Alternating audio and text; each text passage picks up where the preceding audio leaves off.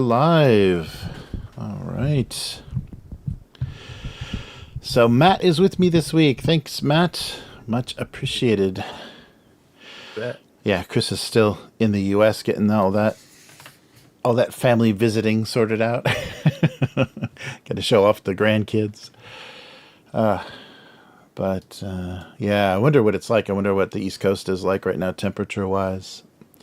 Oh, humid probably. Yeah, can't be good. But you've been working on something, kind of Conan and board game related. Oh yeah. Gonna hopefully play test it a few more times this week and then put it all together. Oh wow, nice. Yeah, we made a point buy system for the Conan board game from Monolith. Nice. Because that game has a bunch of scenarios, and they are all written with about 5 to 6 specific heroes in mind. Mm-hmm. But they give you a bajillion different heroes. Yeah, right. Because it was a massive Kickstarter. Mm-hmm, mm-hmm. And they give you no recommendations on how to balance the scenarios or anything. So we played the first scenario in the original rulebook with the suggested characters. Mm-hmm. And then we played the second where I let them just, because I was doing the overlord thing. Mm-hmm. I let them just pick whatever character they wanted and whatever gear they could carry, basically. And they just mopped the floor. Like it was ridiculous. Right. So after that, I was like, okay, I need to figure a way to balance it. So I went through every freaking character, which there's a million of them, and created a point system for them all based on their stats. Mm-hmm. And then I did the same thing for all the items that are available in the game. Cool. Well, all the items that aren't like clearly like quest kind of items, you know? And then I did it for all the spells in the game, and it was a lot. Yes, yeah, quite. And then I figured out the averages of everything, and just basically created like a point amount you could spend to get a character, get items for him, and if he's a spellcaster, get spells for him. And it seems like it works okay, but we're going to play test it a few more times. Cool. Nice. Yeah, that's a good idea. And that board game's been around, and they keep, I was really surprised how well it was supported. Like I would occasionally just in the mail get a manila envelope, all the way to Japan with like errata cards or a booklet, with additional scenarios. Like they, stuff that was offered as a PDF for backers. They would just send you a physical booklet and stuff. I got like all kinds of random stuff for Conan. I was really impressed, by how they kept supporting it, and they didn't like cheap out and say, oh, you could just download it from the website. They physically sent you stuff to replace components and stuff. So, yay, Monolith. But yeah, well, that's cool. I think he's like 10 years old now. Yeah, it is. Yeah, that was one of those big. That was, I think, one of the first ones where I said, "Oh, that's a lot of miniatures," because it was one of the. It had a big box of all of the tiles and cardboard and everything, and then a box of all miniatures, trays of the miniatures. So it's a lot, yeah. And they did a lot of expansions too. So there's even more, than what was included. Like if you didn't get every single expansion, and there was subsequent Kickstarters as well, so lots of different locations. Yeah, if you like Conan and want some miniatures of every place that's ever mentioned in the stories, you can basically do that. I think they go way outside the Howard stuff too, because going through because I got the original Kickstarter with all the add-on miniatures basically that were in the original Kickstarter, but then since then they've done more, obviously. Yes, yeah. And so I found that there's this companion app that some fans made online that has like every card for every character and every item and every spell. Yeah, it's super cool. So I used that to create my database, and there's characters that like Ulysses is in there, Leonidas is in there, Heracles, and I'm just like, wait a minute. Where are they just making stuff up, or is this from a comic book, or what's going on? Yeah, got a little Heroescapey where it was just a mashup of historical and Howard. That's cool.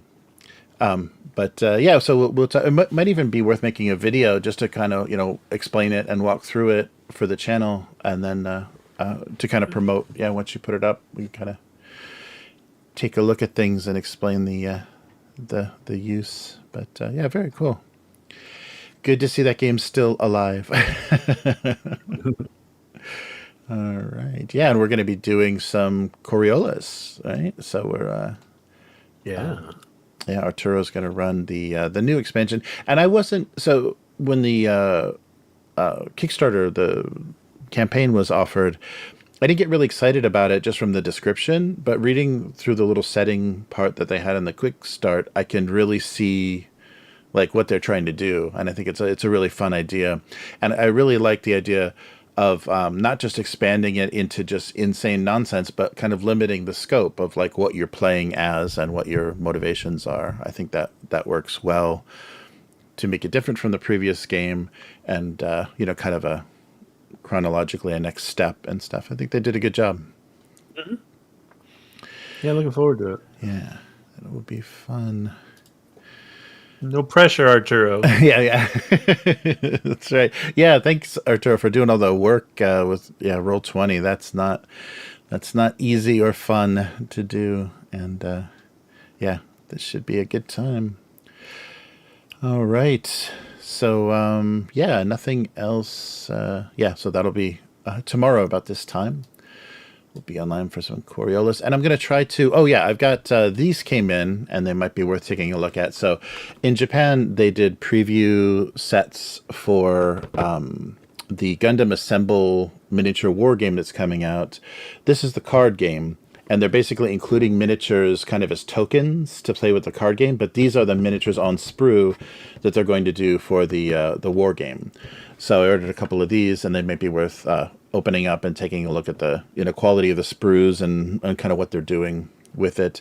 It's Bandai, so it's going to be decent quality, but I hope the game itself is decent and that they don't they release it in a reasonable manner, where you're not like hunting down units from conventions, or you have to jump up and down and turn around 3 times in front of some Bandai store to get a coupon to get into a lottery. That they do too much of that stuff to keep the kids busy. But this is going to be kind of the first time there's a Gundam skirmish game, like a fully legit from Bandai Namco miniatures game. So people are getting excited, although we haven't seen the rules yet. It might be something that pops up at Gen Con. They probably will be previewing, because if they're releasing it next year, this will probably be one of their last chances to get people excited. So I'll do a video and we'll take a look at that. I'm trying not to go full Gundam with too much, because I've got a lot of stuff, because there's so much stuff from the new series and everything that's coming out. But this is a war game, so it's totally tabletop and totally legit. And we'll see how those look. All right.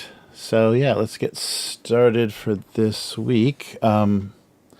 So Coriolis tomorrow, and let's see what's going on. See how many box sets we can talk about in one week. All right.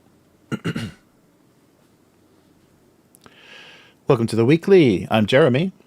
I'm Matt. Hey, Matt. Hello. Matt was kind enough to help me out this week.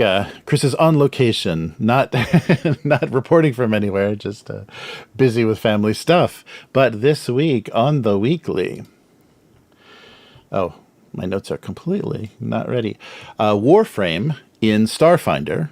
So Paizo is collaborating with a long-running PC ninja game, space ninja game, the Hellfire Club board game. Oh boy, more IP tie-ins with 5e, a new One Ring starter set, actually 2 for both the 5e conversion and the original version from Free League, and Critical Role does video games. Can't wait. Mm-hmm. All right, so this one really stood out to me. I was I think a beta player, like early days. I loved this game when it first came out because it was just weird. Warframe. So Warframe it's now 12 years old. I think they just celebrated their 12th anniversary this year. It's a space ninja game where you're this like warrior that's awakened to combat this evil. So you kind of the tagline was like "Wake up, Tenno." So Tenno are these like ancient warrior ninjas that you don't see anybody's face. Everybody is pretty much concealed in a suit.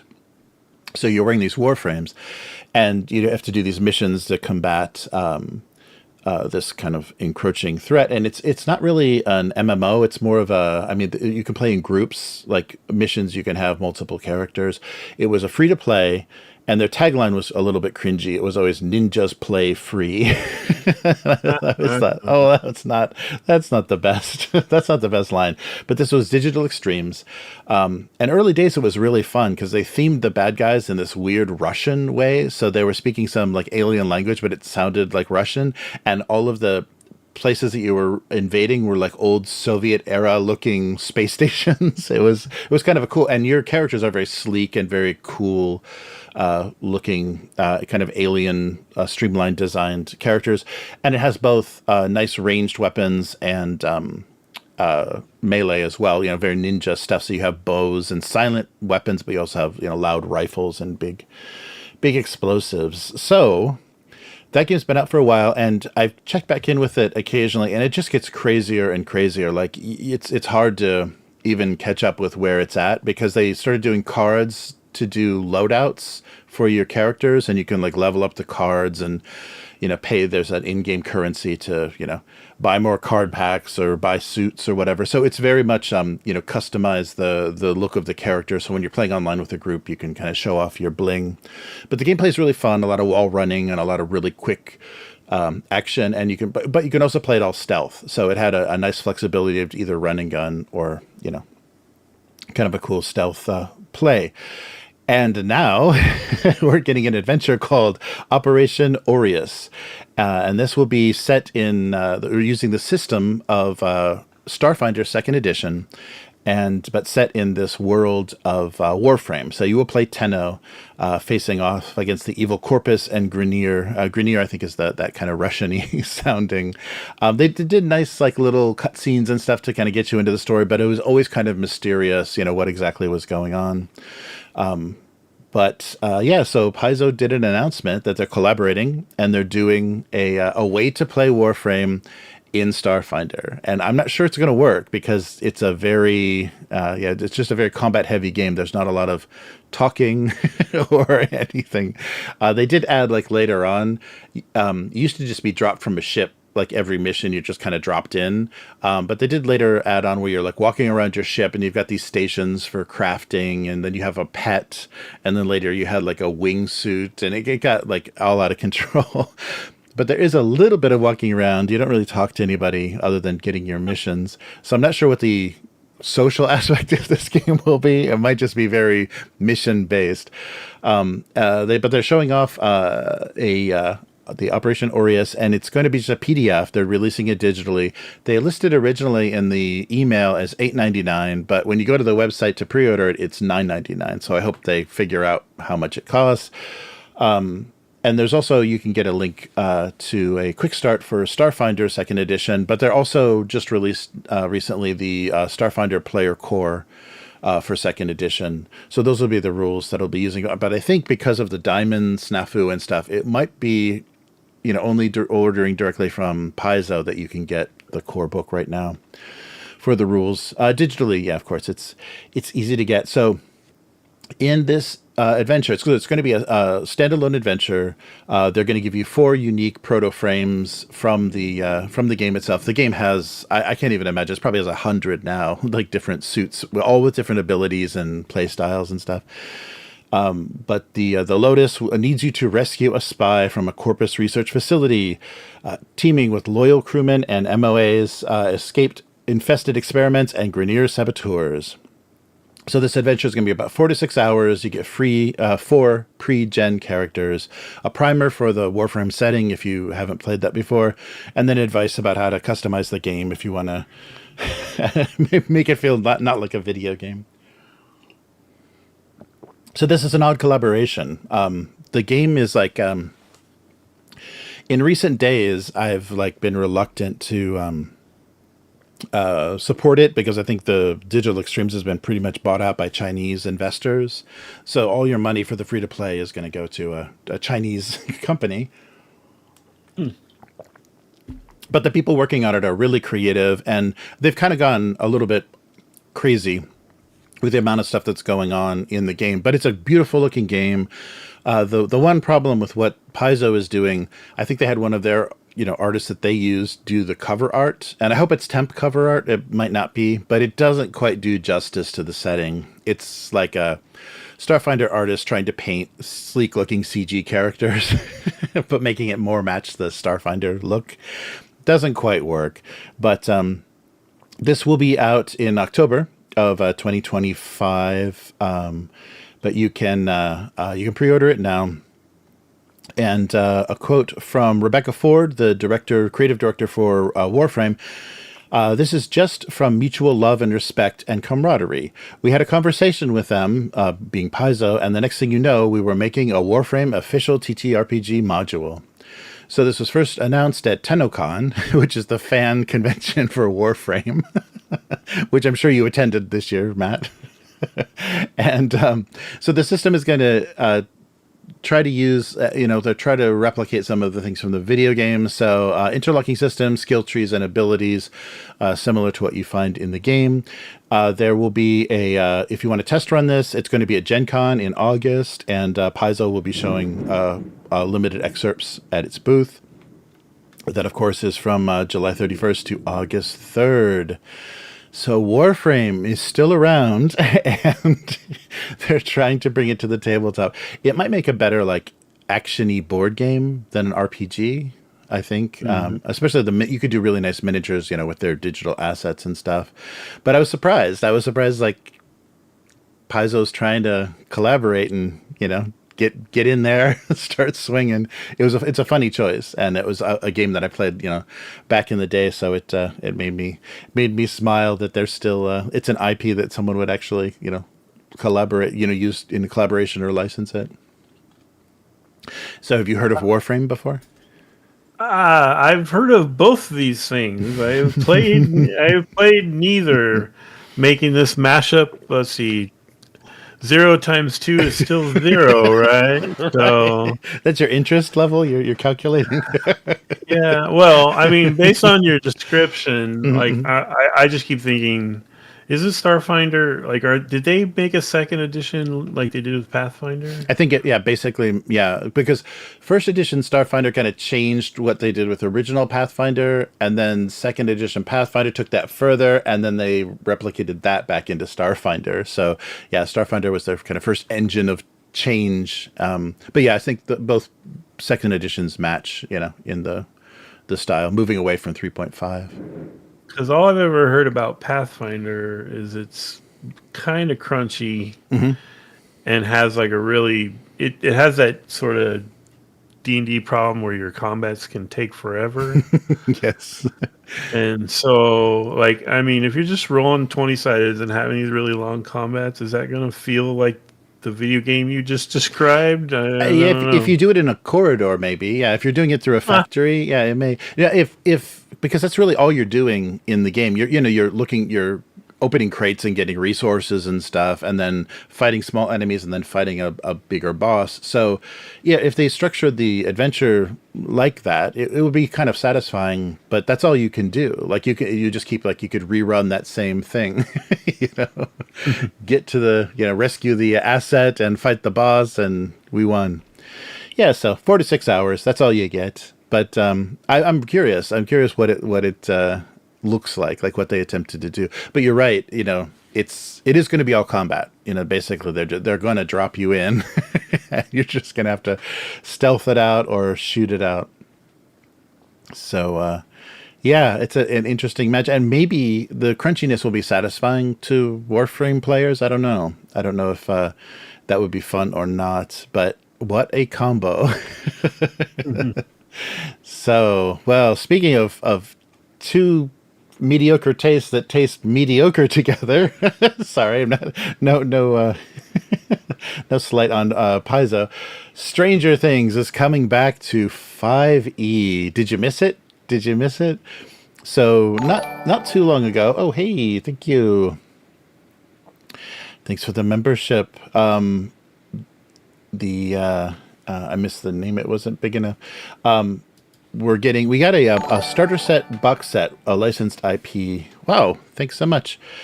With That's Abyss buying everyone gifts. Okay, nice. Thank you, gifted.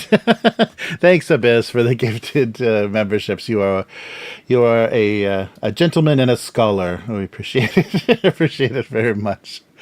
So back in the early days of 5e, they did a license for a Rick and Morty starter set. They did a Stranger Things starter set, and it was basically bare bones. The Stranger Things one was just a single booklet, one tiny adventure, trying to replicate that adventure they were playing in season 1. The few seconds we got of that and they included little plastic Demogorgon miniatures, and this is elaborating, I guess, on what happened in season 4, because season 5 I think is going to be the finale. So they introduced us to the Hellfire Club, the D&D D&D club at Hawkins High. So now we are getting the Stranger Things Welcome to the Hellfire Club board game. They're calling it a board game, but essentially it's an introduction to 5e. The funny thing is, in that game, of course, they're playing advanced D&D. And in this game, you're playing 5e, so it's cosmetically going to look a little bit like Stranger Things, but that's about it.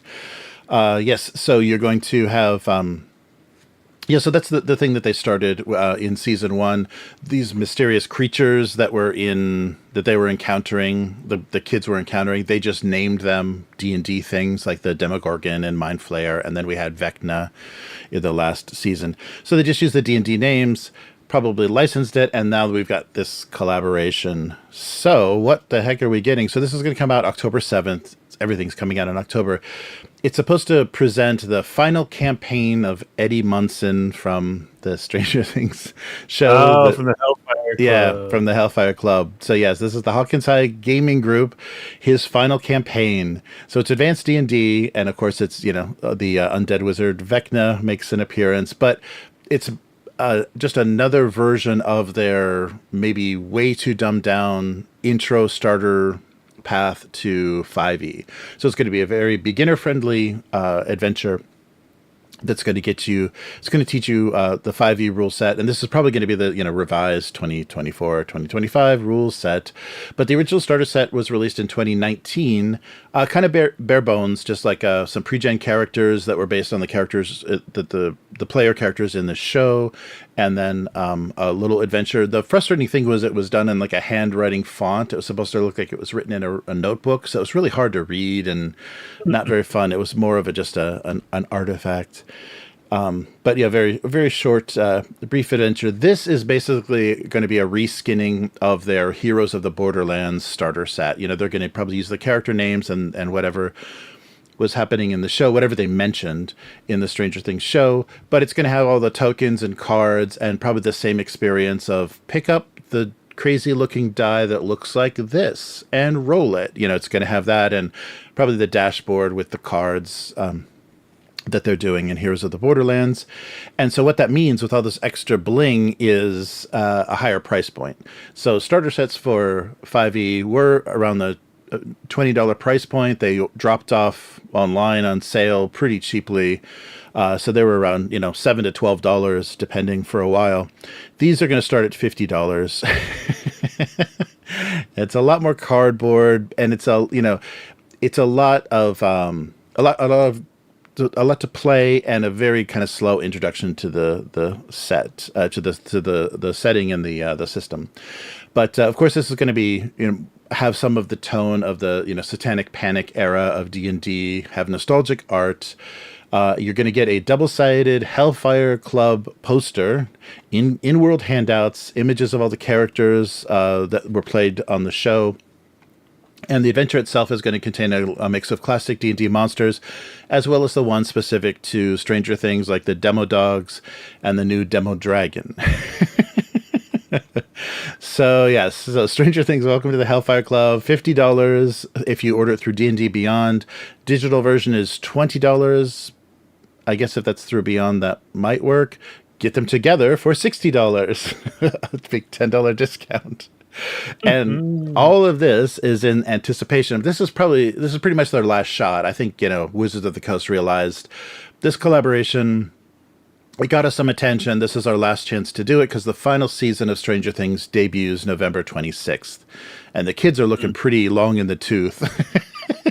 The kids are looking almost middle-aged at this point. Yeah. So it's going to be hard to convince us that they're still wide-eyed high school kids. So November 26th is the last season of Stranger Things. So get this set and get on in there before the IP enters the archive of Netflix irrelevance like everything else. So the set's going to have poster maps, 5 character sheets, some nice box art, a quick start guide, 4 adventures, cards, and tokens, as well as magic items and monsters specific to the adventure. Yeah, so this is the last chance that they had to, like, get that synergy going and really remind you of what made you pay attention to Critical Role or whatever in the first place. Was that little tiny scene in Stranger Things season 1. But the previous box set was just a single adventure. You could finish it in one session, and like I said, it wasn't easy to even look at. It was all fake handwriting font, and drawn like it was done in a school notebook. But this will probably be more polished and something more like their Heroes of the Borderlands. So choose your entry point. So you excited for season 5 there, Matt, of Stranger Things? Excited is a strong word. I'm going to watch it. I don't hate that show the way a lot of people do. But it's not, I mean, it's just another streaming show now. I'm just kind of like, It's not going to make me go buy a $50 box set. That's for sure. But it's the final campaign that Eddie was running for the kids, and it doesn't come with a T-shirt. I'm really disappointed. There's no 3/4 sleeve softball jersey. Yeah. You can get those at Hot Topic. I see them all the time. I don't know. Like the box set. The part that gets me the most is the price. Well, it's D&D, so I have a whole set of priorities that's different for that. But the fact that it might be.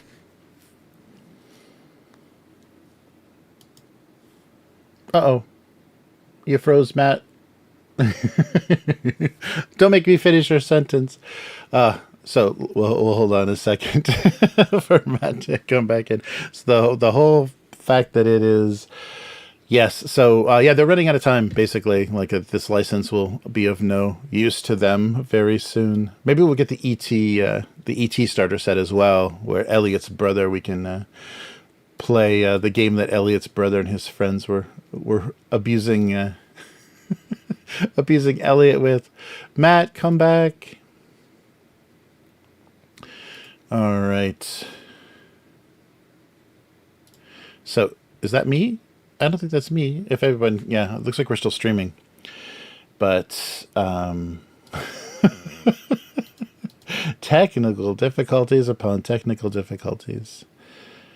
A frozen co-host.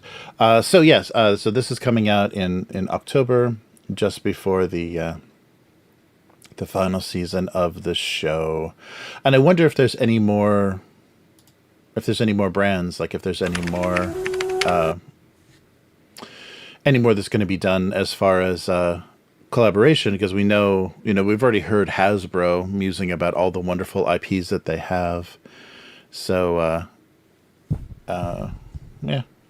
we'll see. I paused, Matt. I need those VHS staticky lines of a paused Matt on the screen. I can't end the call. So so Matt, if you're seeing that you're frozen, log in and log out and log back in. Oh, there we go. Currently hidden. Matt shall return soon. Oh, there we go.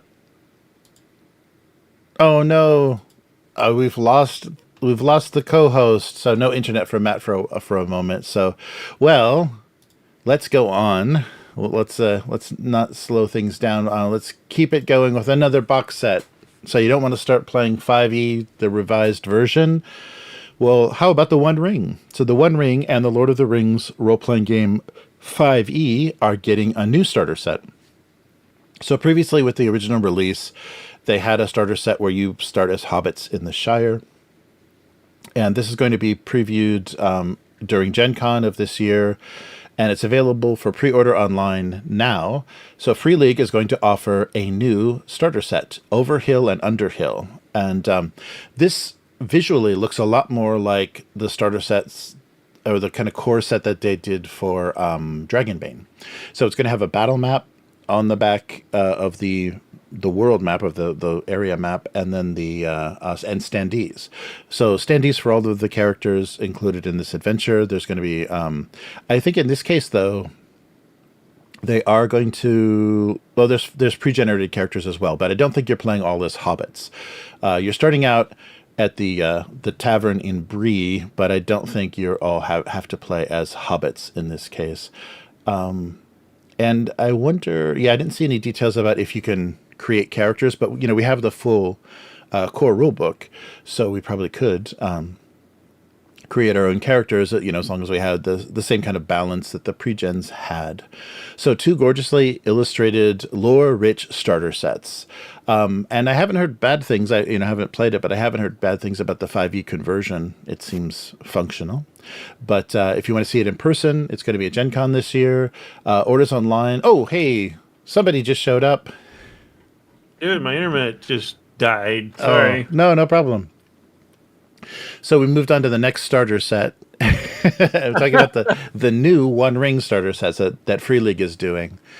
So you played the previous one, right? You played the one that was included in the core, really the starter set for One Ring with the hobbits, where there were the pre-gen hobbits. Played the very first little adventure, yes. Okay. Yes, so this is continuing. So this is called Overhill and Underhill, and it's going to be the same sort of thing, but like I was saying, it visually looks a lot more like Dragonbane. Like they're going to give you a battle map, a gridded battle map on the back of the world map, and there's going to be standees for the adversaries and the characters, the pre-gen characters. So a little bit different from how they presented it in the previous starter set for the original campaign. So it's going to be available physically in the 2 versions, the 5e and then the D6 based Free League version, and you can get it digitally, of course, on drive-through. It's going to retail for about $30. The conversion for currency, though, on the Free League website, it's $31.22, so a little bit above the $29.99. So if you pre-order it on the web shop, you get an immediate access to the complete PDF, as they normally do. And this is from the adventure itself. So not far ahead were dreary hills, rising higher and higher, dark with trees. On some of them were old castles with an evil look, as if they had been built by wicked people. So you are enjoying a rare, quiet evening at the inn in Bree, when a hunter joins your table to share a tale about a dark threat looming over the North Downs. However, you are not merely simple guests at the Prancing Pony. You are members of a company. It is your self-appointed duty to inquire about the bone-chilling dangers that might emerge from the houseless hills beyond. Are you ready to take the road to adventure? So I think similar to Forbidden Lands and Dragonbane, they present the One Ring with adventure sites, right? So you can kind of sandbox, your way around these lands. And of course, the One Ring is set in Eriador, right? The lone lands of Eriador is the setting, and the timing takes place kind of between The Hobbit and The Lord of the Rings. So the little bit of room you got in there. So things are happening, but they're not. The ring's been found, but it's not really kicking off yet too horribly. So yeah, the set includes the condensed rules, a complete adventure over and under hill, set in the northern Eriador lands, a large full color map with a combat diagram on the back, beautifully illustrated cardboard stand-up figures of the player heroes and adversaries, the 5 pre-gen characters and their illustrated player hero sheets, and then special engraved dice with custom symbols or D20s, or I guess probably a whole set of, because they specify you'll get 2 D12s and 6 feat dice and 6 success dice for the Free League version, and the 5e version will contain a full set of transparent polyhedral dice, including 2 D20s engraved with the rune of Gandalf and the Eye of Sauron. So yeah, just different dice for the different mechanical sets, and this will be out worldwide July 31st, but you can get it digitally if you pre-order it now. I'll put a link to the web shop, and you can always use our drive-through link as well. But so what do you think, Matt? Did we need another starter set for the One Ring? Do you think they're just trying to bring more attention to it, or trying to bring it more in line with what they've done with other games? I think it's mostly just to get attention back to it, probably. I haven't had a ton of a time with it, but the one time I got to play, I really enjoyed it, and I was really bummed that the person who was running it didn't want to continue. Oh, really? Yeah, it was just not his vibe. He was very much he doesn't normally run stuff, and he's very much like board gamer first. So interesting. Yeah, the fact that it had a lot of just hobbits being goofy, I think, was more than he was prepared for. But, yeah. I see. But I like that One Ring system. I think for the Tolkien world, it's very evocative. It's very good. The 5e part, yeah, whatever. But yeah, it's cool. I mean, for someone like me who never invested in it, I'd think about buying it for sure. Yeah, and it looks like they've got a lot of. I mean, it's for the price point. I mean, we're just talking about those D&D starter sets that were pricing themselves at $50, and this is $30 for probably close to the same amount of content. Definitely the same amount of playable. You know how much you can, how many sessions and what you can get out of it. So that's crazy. You know, that's crazy that they're really overestimating or really overpricing D&D starters.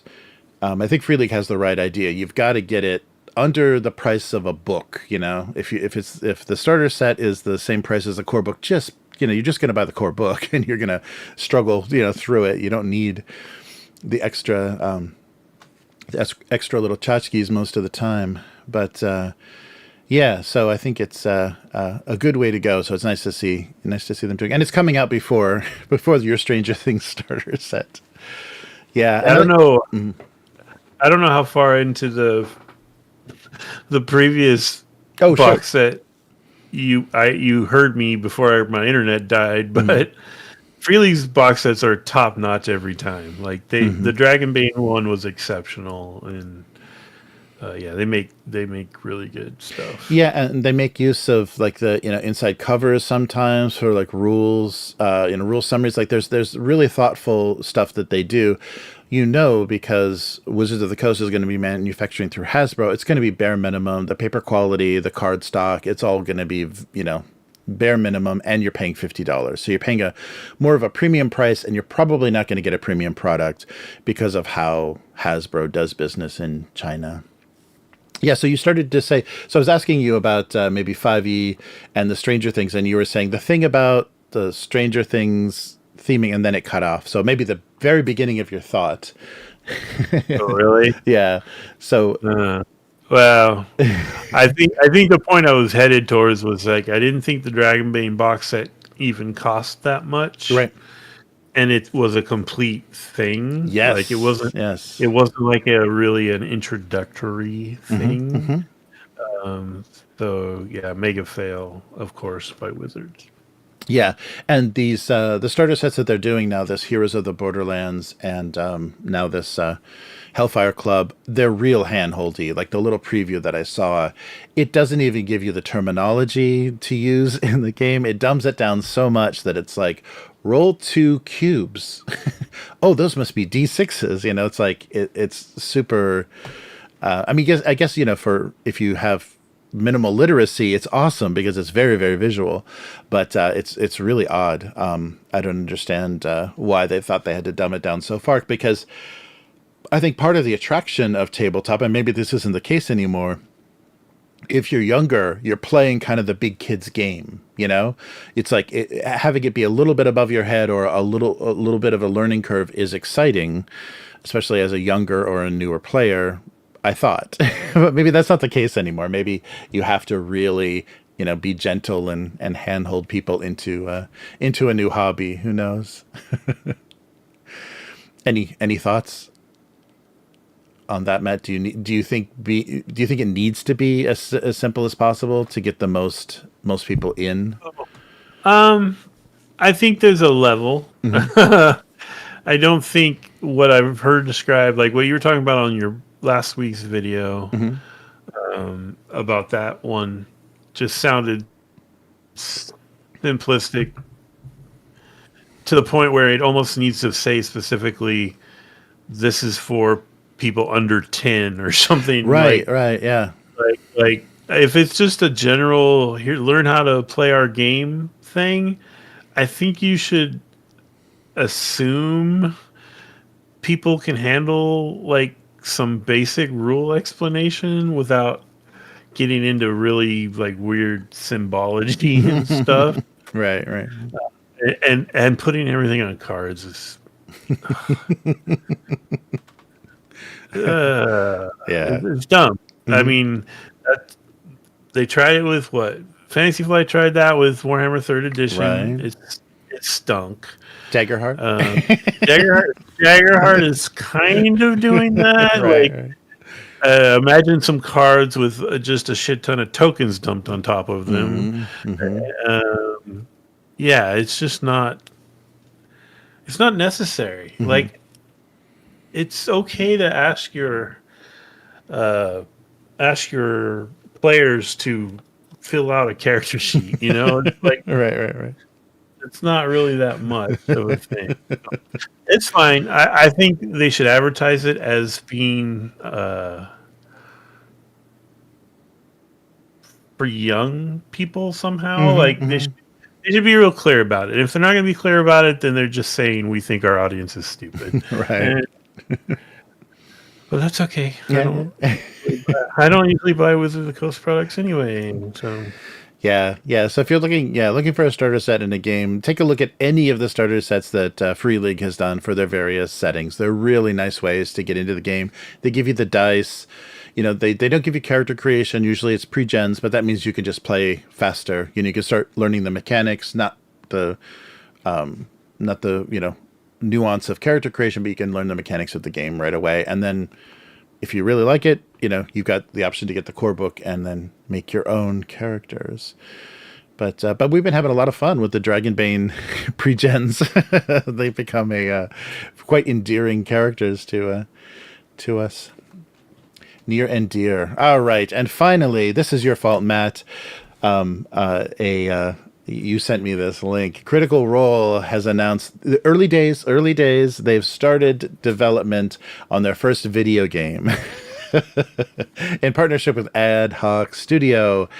So I had a thought about this and kind of what they're trying to do. And I guess the good thing about it is we're never going to see the Critical Role choose your own adventure books. They'll never do that.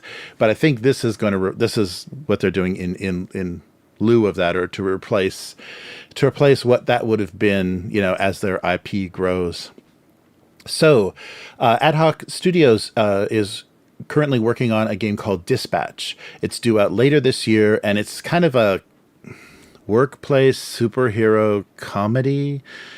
And it's very what's the the studio that did all of these storytelling games. It's very much, so this studio, Ad Hoc, has veterans from from those studios, and it shows very much Telltale games. Yes, Telltale, yeah, right. So Telltale built an engine, and it was a very simple engine for creating these branching storylines. And they kind of impressed us a little bit with the moral choices of like Walking Dead, like they did a Walking Dead. And then they just re-skinned this thing again and again, and threw every comic book IP, Game of Thrones, everything on top of this. And you got the feeling of how like kind of thin and not very complex this technology was behind these storytelling games. And soon it just became a factory where they just cranked stuff out as fast as possible, and then they fell apart. But veterans of that studio are now doing a similar thing. So this is a very storytelling game. They're calling it a video game, but it's basically like something funny happens. Here's your options. Do you say stop it? Do you run and hide? It's very, very simple, kind of like not point and click stuff, but it's almost choose your own adventure. Like it feels like a choose your own adventure story that they're calling a video game. The animation itself looks like a lot of that cell shaded kind of CG flat, animation you've seen on Netflix. And so if it's not that goofy rubber hose cowl art style, it's that, semi-realistic cell shaded 3D. So that's what Ad Hoc is doing. So Dispatch, I think they've been demoing it, and they've done trailers and stuff to preview it. And Critical Role, somebody from Critical Role saw that, and they said, "Oh my God, that's it! That's what we've got to do." So they talked with Ad Hoc, who's also LA based, and they're currently developing a video game set in Critical Role's role-playing game of Exandria. So what are they going to do? So they'll include so Dispatch. I think Ad Hoc thinks this is going to be their big success. This is going to be their Invincible or their The Boys or whatever they think this is going to be. Special guest star. And so they're going to take this superhero workplace comedy thing and try to develop the brand into an animated series. It's already an animated game, basically, merchandise and tabletop gaming. So we may see a Darrington Press, Darrington Press Dispatch. Yeah, Dispatch game. Ugh. So it's going to be released. Dispatch will be released later this year. Superhero workplace comedy. A dysfunctional team of misfit heroes strategize and heroes and strategists who to send to emergencies around the city, all while balancing office politics, personal relationships, and your own quest to become a hero. So yeah, veterans from Telltale, Ubisoft, and Night School Studios. So not great, but these are the nice thing about this is this doesn't mean that Critical Role is going to try to do a AAA title. This is obviously going to be a kind of choose your own adventure indie story game set, using their characters, using their setting. So Willingham, who is the, I think, COO of Critical Role, said when he saw the demo of Dispatch, I absolutely flipped out. The animation was amazing, so much so that it looked like an animated show. Well, it's the same technology. Yeah, it's exactly the same. So he contacted COO Nick Herman of Ad Hoc Games, and they started talking about a collaboration. So this was back in the fall of 2024. And they had dinner in Studio City. Why do we need to know that? And immediately they hit it off. So they say, so Ad Hoc is saying it's the kind of collaboration you hope for. We've known Critical Role, we've known the team for years. So when we finally started kicking ideas around, it all just clicked. It made sense in the best way possible. We're so thrilled to get to team up and cause some trouble together. So yeah, very early days, and they're basically gonna do the Telltale Games thing. So they've developed this whole system to do a branching storyline for Dispatch. And now they're going to just reskin that. We're going to get a Critical Role version of that, because they even say they'll use the same template of narrative gameplay as Dispatch. So yeah, they're going to do the Telltale thing again, and their first customer is going to be Critical Role. They also talk about Critical Role says we're tossing ideas around, what we were thinking about in terms of scope and budget, and some things that we must have. You're going to want to see your favorite characters. So yeah, so far it's something in the world of Exandria. It's going to have characters from Vox Machina, Mighty Nine, and Bell's Hells, of course, because you need to have those. And it is basically like an interactive project, not quite a video game. But they talked a lot about in their discussion of this Goldilocks zone. So they want to make the IP is big enough they want a big successful game, but not too expensive and time consuming so that they've got 5 years of development, because who knows where Critical Role will be in 5 years. So they're going to try to get a reasonable scale and try to get something turned out, which is what Telltale was really good at. Telltale Games had almost annual releases because they just were throwing assets into their template. But yes, so we already have an Amazon series from Critical Role, 3 seasons of The Legend of Vox Machina, and yikes. And Critical Role, I didn't know this, Amazon has a first look deal with anything that Critical Role wants to produce in the future. So we can see a Daggerheart, whatever the most popular setting of Daggerheart, Umbra or whatever, will be an Amazon series. Yikes. So all kinds of stuff. So, and that might also, part of that thing might also, the synergy that they have is probably also going to help them, talk to people at Amazon. So if Dispatch becomes an animated series, it'll be an Amazon project.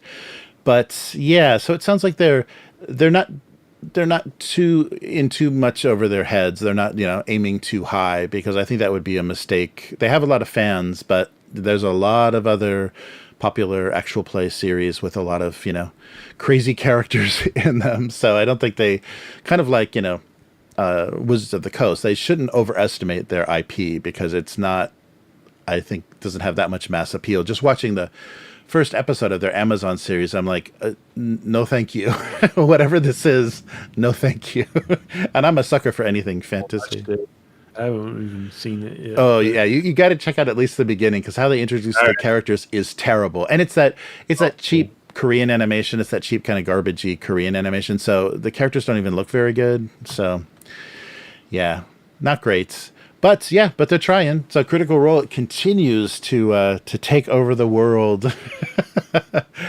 But I think this is because nobody is going to read, or no one's going to, young people are not going to pick up a choose your own adventure style book with Critical Role, but they probably will play one of these games if they know the setting or they know these characters. And, if it's a $20 title or a $30 title, they might get quite a few purchases on Steam or whatever. So it could happen. It could be good.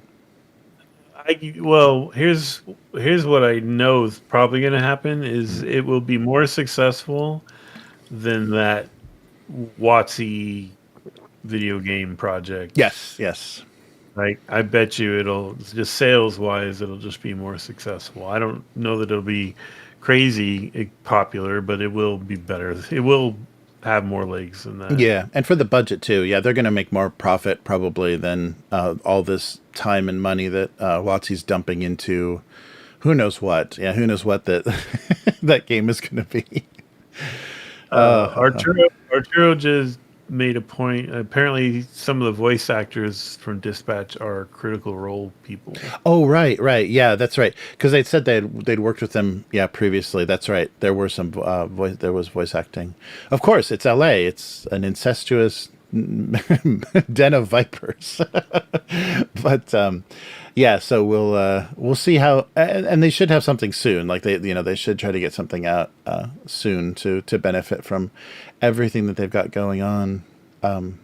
Yeah, so we'll see. I had no idea there's 3 seasons of that Legend of Vox Machina.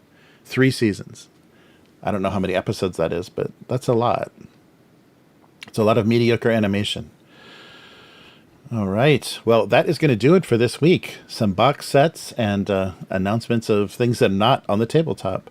So where can people find you, Matt? I'm on Instagram a little bit and Blue Sky. It's at Hargald, HAARGALD. What have I been talking about? Mainly Ozzy dying. That was sad. But hopefully once I get this little Conan thing play tested, I might talk about that thing we made, because Jeremy did the art for it. So we'll hopefully get that up soon. And Yeah, that's about it. How about you? Good. Well, the clock is ticking, and I'm trying to get a stream in before the end of July. It's going to happen next week because this week is already already completely done. But yes, so I draw a cartoon, a single panel gag cartoon called Domestic Abuse. Abuse cartoons on YouTube and Twitch. The live stream for drawing that cartoon also shows up on this channel. So I draw a month's worth of these cartoons and eat some snacks from Japanese convenience stores. And yeah, basically it's just like a long hangout stream to do the cartoon. You can read the cartoon, 20 years of it, on Go Comics. So gocomics.com/domestic abuse.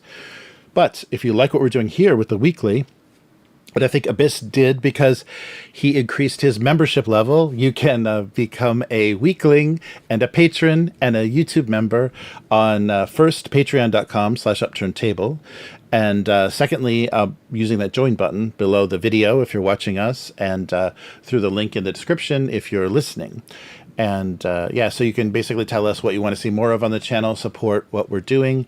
And yeah, and we have a fun Discord that you can get in on and see what we're up to, and yeah, kind of what's planned for actual plays and all that good stuff. And yeah, so that's Upturned Table on all social media, and upturntable.com is the main website where you can find everything that we're doing.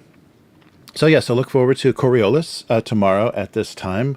We'll be playing the new expansion, the kind of the new system, I guess, kind of the sequel of the original Coriolis. Arturo's going to be running that. And yeah, so take a look on the channel for the live stream. Subscribe to the channel to get notified when we go live. And you can get the audio for this podcast on all the podcast platforms. And the full audio of this live stream goes on to the Patreon RSS feed audio. So thanks for joining us, and we'll be back again next week. Bye. Goodbye.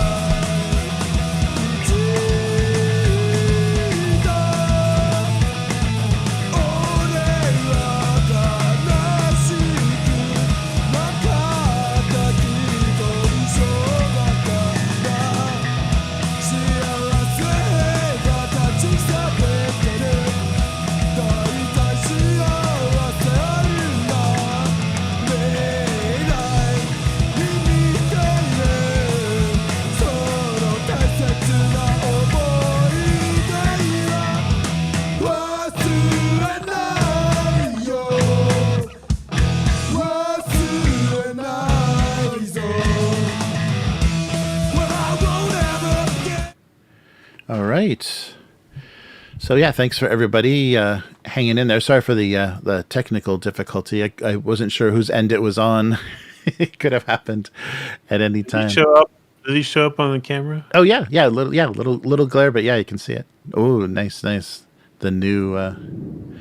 So is the That's new the one new one. the new one that they kickstarted? Is that all original material, or is it kind of any republished like classic stories, or is it all new stuff?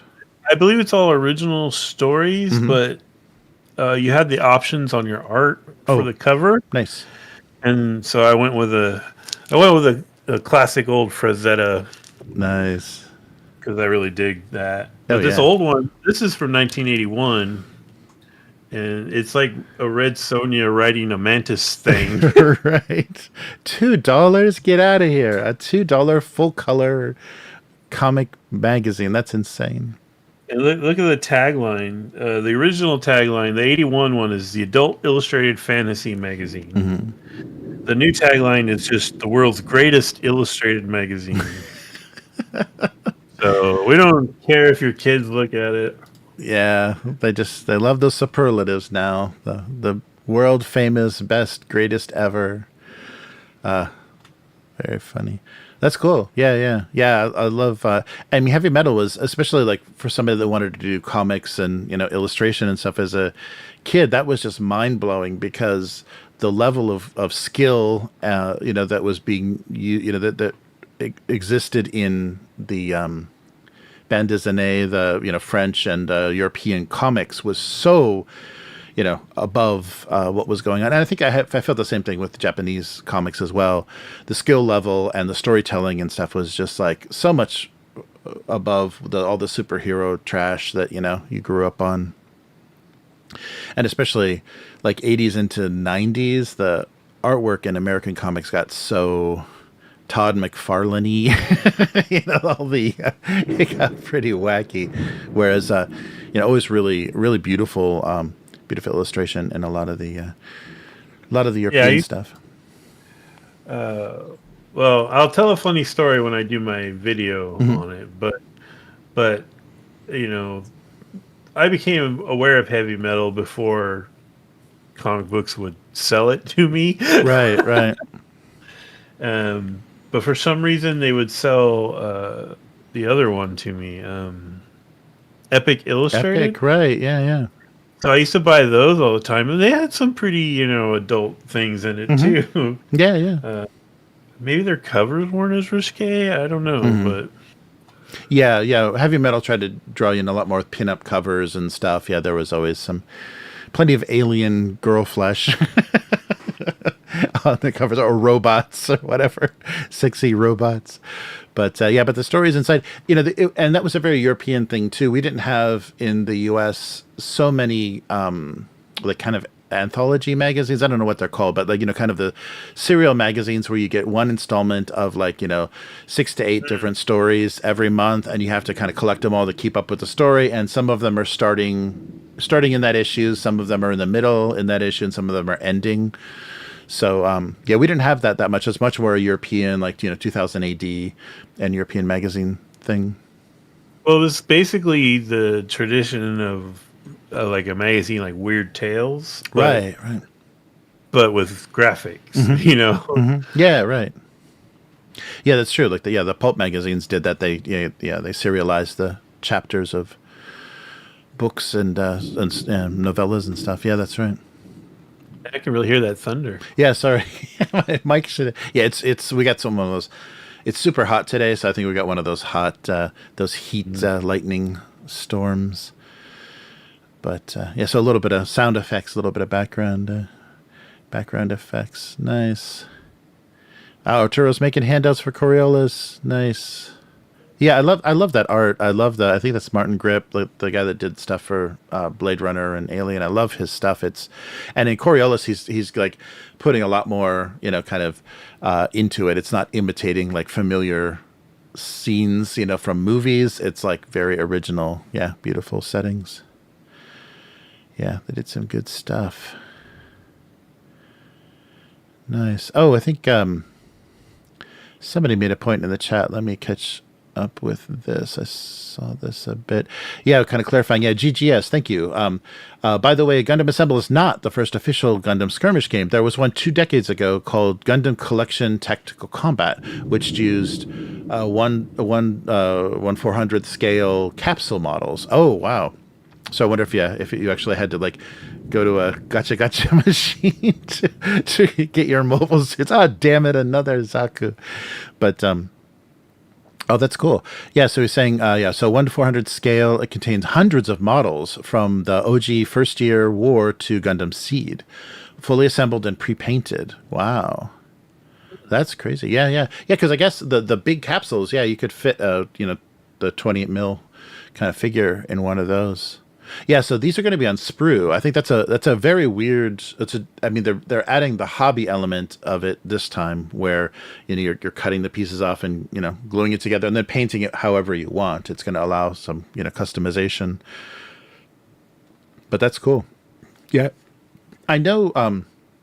As I've seen in a lot of the resale toy shops and stuff here, a lot of little pre-painted Gundam miniatures, and sometimes they just do them as promotional sets, to collect when new series are coming up. But yeah, that's amazing. So 2 decades ago, they had an actual tactical, a tabletop game.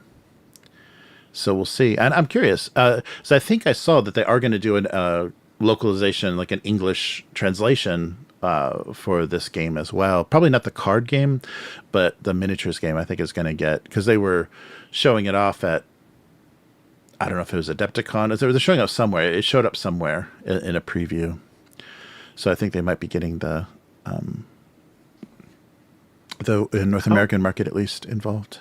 How big is a Gundam supposed to be? Is it like BattleTech size or bigger or smaller? Or? It's I'm trying to think. They have done the 1-to-1 models. Like you can go to see the like real scale models, and they do a little bit of movement and like light effects on them. So they set up these like life size models of Gundam outside some shopping areas. They're not as big as you would think.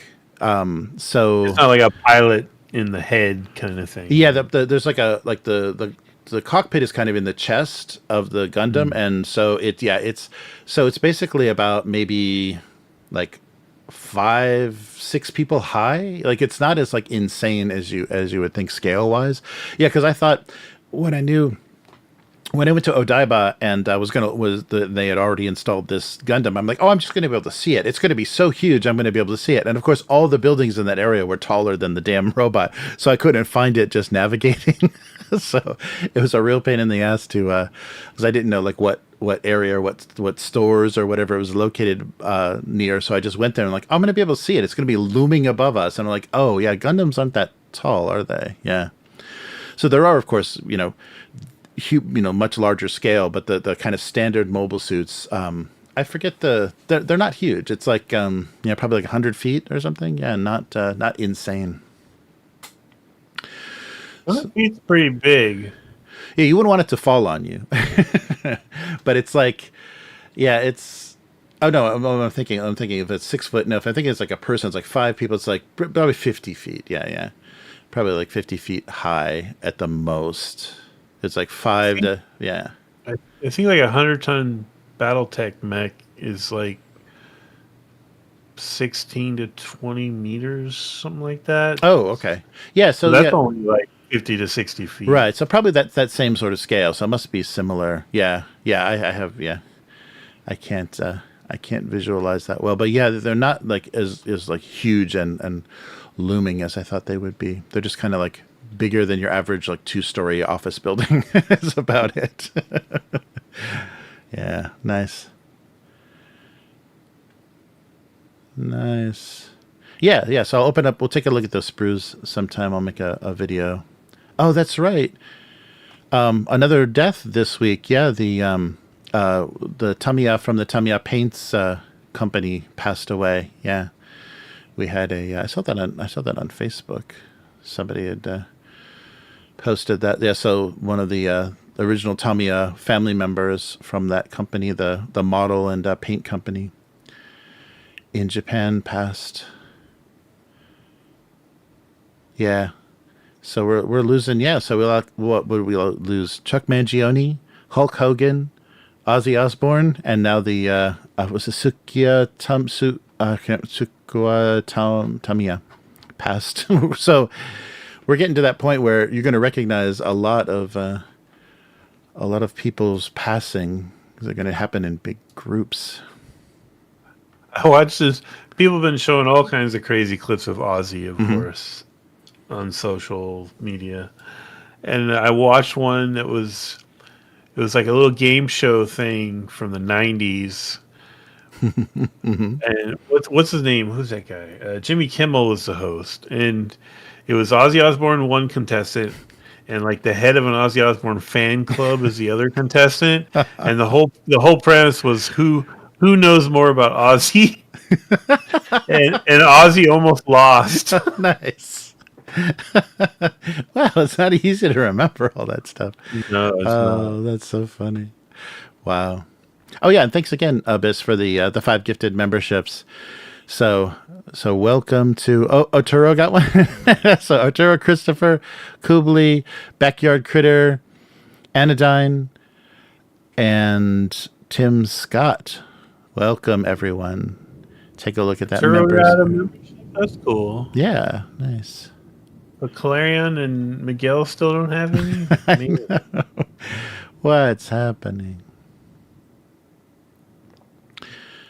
Nice. Yeah, I wonder what else we're gonna see.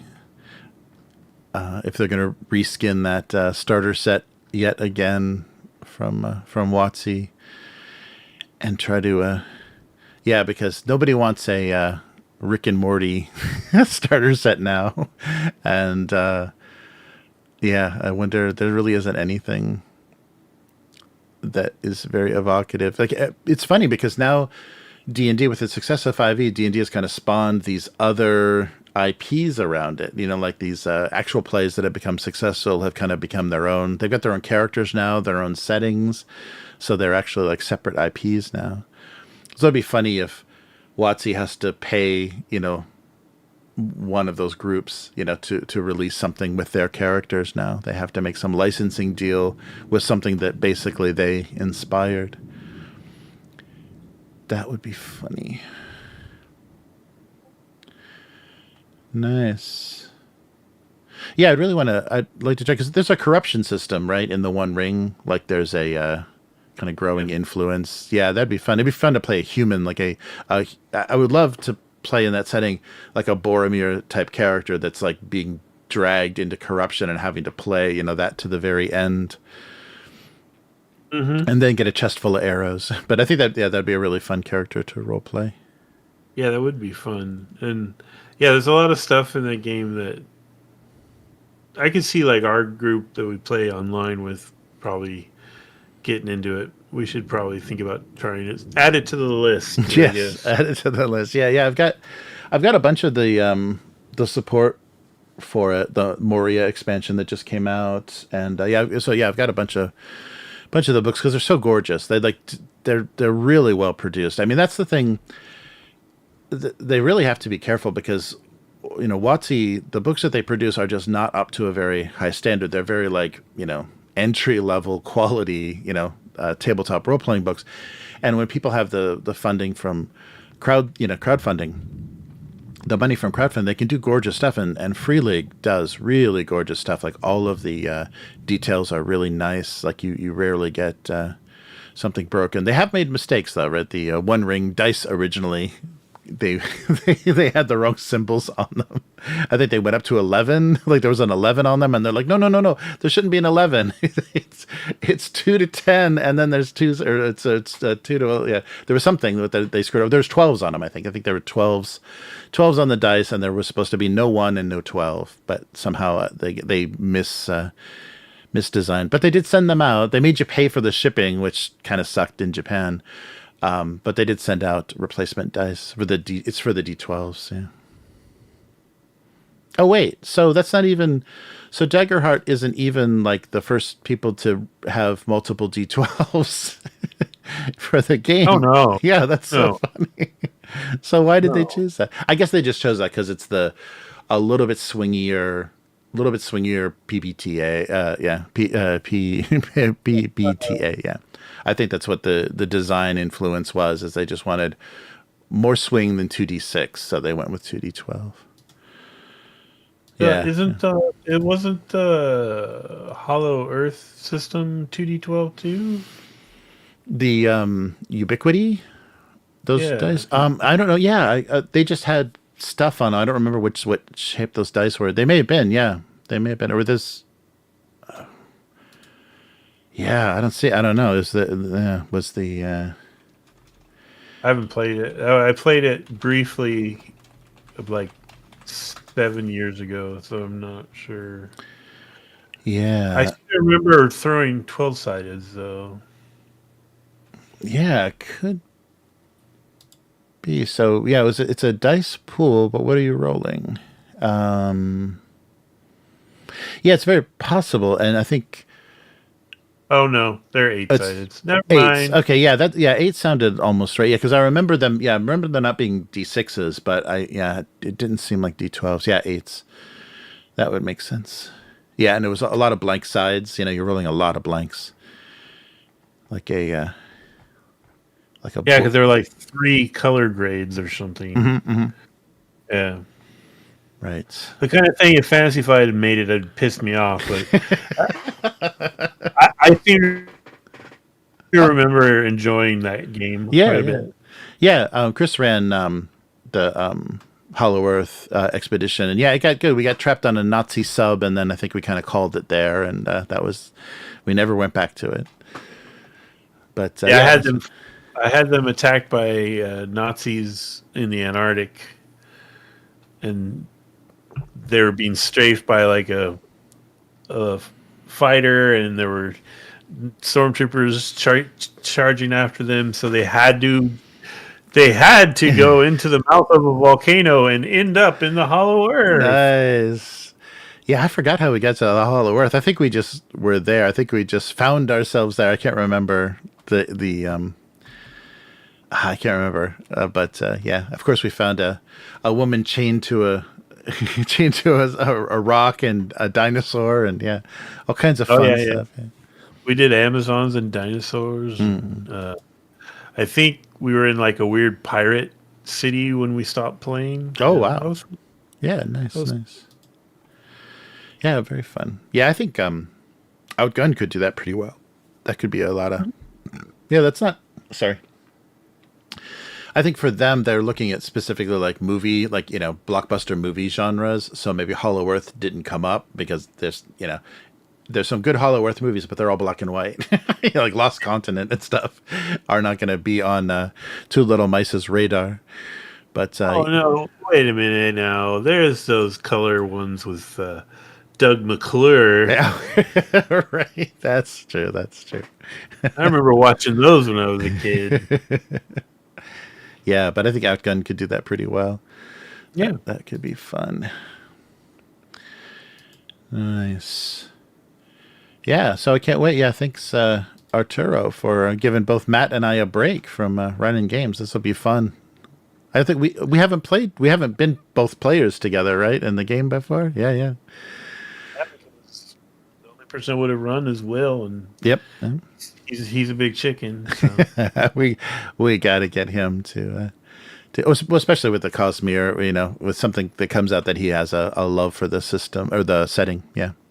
If there's a VTT module for it, we might be able to get him to do it, but he is a bit of a technophobe. So right. Yeah, if it was something, if it's something that they have in Demiplane that just ports right into Roll20, that would be pretty easy. Yeah.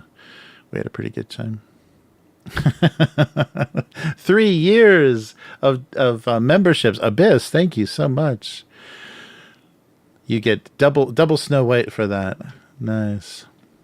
3 years of Miguel not getting one. Yeah, right. Yeah, 3 years of Miguel losing that unlucky lottery. Nice. Sounds like it's something to do with how his account is set up. Mm-hmm. Yeah, that's a good reason to visit the Osaka Expo, the World Expos. They have another life-size scale Gundam in there, and they started getting pretty complex with the animation of those as well, because I think the first one he just kind of like an old action figure, just kind of his arms kind of moved and the head kind of turned and some steam came out and they lit up. But now the unicorn I think transformed a little bit, and the newer one that was kind of in a a frame, like in a construction frame or like a maintenance frame, it actually like bent down and like put its hand down, like in the animation when the characters are like picked up in the hand of a Gundam. They actually they're getting quite complicated with the animation. Pretty cool. Yeah, those are definitely worth seeing. Yeah, it was crazy because there was only one for a while. There was only the one in Odaiba in Tokyo for the longest time as the original suit, the OG Gundam. And then one time I was taking the Shinkansen to Tokyo, and I guess they had one just like standing. It was like in some area. I don't know if they were testing it or building it or whatever, but we're just going by and, oh, there's Mount Fuji. Oh, and there's a Gundam. It was like one of those weird Japanese moments where you're just like, why is it just out there in the middle of nowhere? But they may have been testing the new part of it. But you could see it from the train. It was funny. I think in the 80s, we all assumed Japan would have fully functional, like, mechs in their defense forces by now. Right. Yeah, they haven't even, like, they're not going all in self-driving taxis. I mean, Japan is really cautious, I think, with a lot of, because it seems like China has jumped on the, rental bicycle stuff and like, any new kind of like app-based businesses and stuff. It seems like China jumps on, and maybe Korea too, before Japan. Japan is being really cautious, probably just not trying to not annoy the senior citizens so much.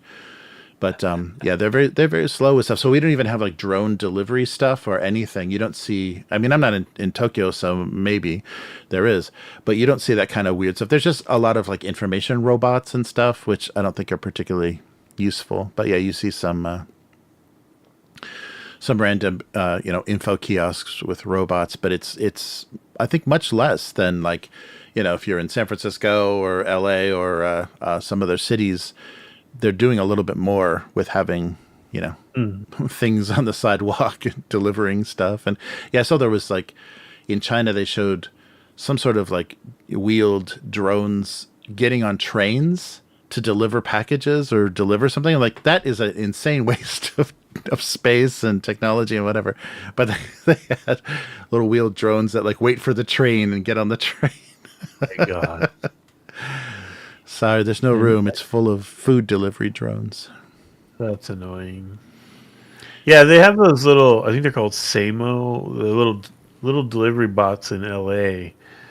And like, I'm always wondering, like, has anyone, you never hear about it, but it's like, surely someone has stolen one of these by now or crowbarred it open and taken what was inside or, I mean, yeah, that's true. We don't have the air delivery drones, thank God. But someone's going to shoot one of those down when that starts. Oh yeah. I think people have already messed around with drones a lot, and it'll be funny too if somebody with some know-how like kidnaps a drone and then turns it into like it starts robbing jewelry stores or something. Like we're gonna have a crime spree of delivery robots.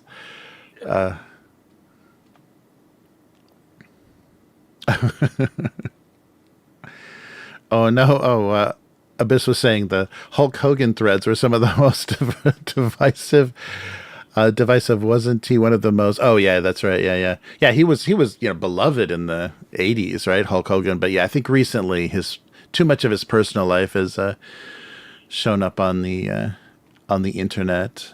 Oh yeah, well, it's really come out that from other of his contemporaries that he was a real dick to the other wrestlers. Oh, really? Ah, that sucks. When they would try to like do something in solidarity to get more money for everybody, he would like stab them in the back. Yeah.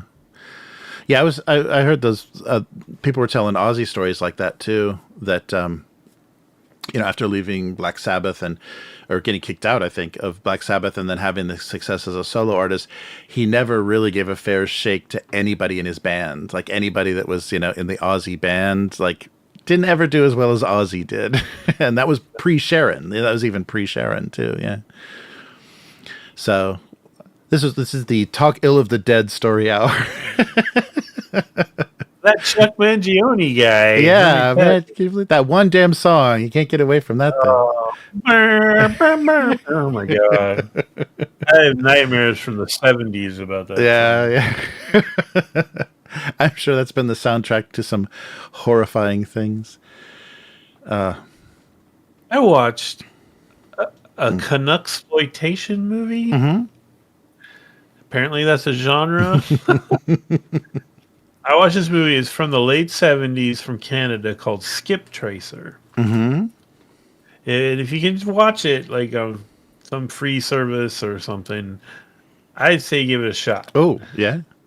I went into it thinking it was just another cheesy movie because my friend likes to loan me Blu-rays of really bad movies. Mm-hmm. Mm-hmm. And so he had loaned me this one. And so I just went into it thinking it would be really weird. And it's I kept waiting for something sci-fi or supernatural to happen. Mm-hmm. And no, it's just about a Canadian guy who he works for this like cutthroat loan agency. So he like is always like harassing people to get money and repossessing cars. And he's just a total dick. And it's just like, you keep waiting for, okay, someone's going to get murdered or he's going to go to hell or something's going to happen here, right? And then, nope. It's just you're following this dickhead guy until the very end. He goes through this kind of like psychological break, but it's never anything weird. It's just a 70s drama, and I couldn't believe how much I liked it. And it was just. If you had told me what it was, I'd be like, I don't really want to watch that. Yeah. But it was good somehow. Wow. Oh, that's very funny. Abyss, the word I said was Canucksploitation. So it's I think blaxploitation, but with Canadians. I don't know. That's funny. Yeah, that must have been a time where we had that in the 90s, but there must have been a time where it was probably cheap to film in Canada and just do a simple story out in the woods. Some weird stuff happens out in the woods. Yeah, so there's this company, it's called Golden Classics or Golden something, and their whole thing is they take these old Canadian movies, they clean them up and put them on Blu-ray and sell them. Wow. Right? Uh-huh. Yeah, it's funny. There's one he gave me to watch called, I think it's called Duel on the River. And the whole thing was filmed like on the river, I think outside of Toronto. And it's just this dude who bought a kayak on a whim because his girl dumped him. And so he goes out on the river with his kayak and everyone's telling him, you better get a life jacket. He's like, I don't need a damn life jacket or whatever. And he goes out there and he runs into this guy on a fancy speedboat who likes to chase people to this island and then hunt them for sport. So it's supposed to be kind of like that old, was it Spielberg's first movie was The Duel, I think. Mm-hmm. Yeah, it's supposed to be like that, but it's a guy in a kayak and a guy in a speedboat. Well, you work with what you got, you know. Yeah. We don't have and it's funny. They get to this island and he's running around. You can see like it's clearly like just a park because there's like park benches and stuff. And I don't know. It was a trip. Wow, that's great. It is amazing. And I think inspired by those YouTube channels like Red Letter Media, and then a lot of the film festivals that would show the old kind of so bad they're good movies. Yeah, there are a lot of people that are like getting stuff on Blu-ray now you never thought would get releases. They're getting rights to like Vinegar Syndrome and the other Severin films or whatever. They do a lot of the zombie cannibal stuff and yeah. I think those two in particular have probably saw a huge sales jump since Red Letter Media because they talk about them all the time. Mm-hmm, mm-hmm. Yeah, and oftentimes when they're talking about a movie, sometimes they'll have like the brand new Blu-ray sitting there. It won't be like an old peeled, sun bleached VHS. It'll be a new Blu-ray. Yeah. It's good though that they haven't gone all in with like sponsorships and stuff, like Red Letter Oh Media. I yeah. mean, I think they've had no, they're making so much, so much money now. They have no, they don't owe anybody anything. So that's nice that they No. never went heavy into, and that was early days because I think they even stayed off of YouTube because they hated the whole YouTube deal. So they were on like Vimeo or something early days of the prequel when they posted the prequel, the parts of the prequel reviews and stuff. They didn't put any of that on YouTube for the longest time. They like really resisted that because they didn't like the, whatever the rights deal was or whatever. Maybe they looked into it legally and they were worried if they put it on YouTube, they didn't have the right to, resell it or anything anymore. But I remember that was like so frustrating because I wanted to, be able to see that. And then eventually they just caved in, and then all the Star Trek and all the stuff, went on YouTube. Their little trivia games are hilarious. That's Yeah. so fun to watch. They're so dumb. So funny. Yeah, yeah. Yeah, and I love that they have random ideas for stuff and they just do it, even if it doesn't fit into anything they've done before or whatever. Yeah, they'll just do it. Yeah, Biss just said they keep buying so much useless crap with their Patreon money. Oh, Their most recent episode, I don't know if you saw it, but they had a naked Sylvester Stallone. right. Yeah. A lifelike naked Sylvester Stallone is so weird. Yeah, I think that's the Demolition Man, right? Where he's like frozen, where they have to thaw him out. Yeah. Yes, at least they're doing stupid stuff with the money and not cocaine. That's good that they're buying movie props. They're too busy drinking. But Yeah, right. Yeah, that's true. And this has been bad movie talk. Sorry. Yeah, right. We keep veering off, but that's the fun thing about. I've seen so many, like B movies or bad, so bad they're good movies. It's like you could take so much inspiration for a role playing session or for a setting. There's so much great stuff out there, like really weird stuff that it's just enough. It's just enough of a setting and it's just enough of conflict and tension that it would be fun to just throw players into it and see them sort it out. A ton of bad fantasy and sci-fi movies. You're just horrible. But then you think of it in terms of like just a role-playing adventure. You're like, oh yeah, that would work. Yep. It would totally work. No one would question it in the context of a role-playing. Right. But you film this and you're like, God, that's terrible. Right.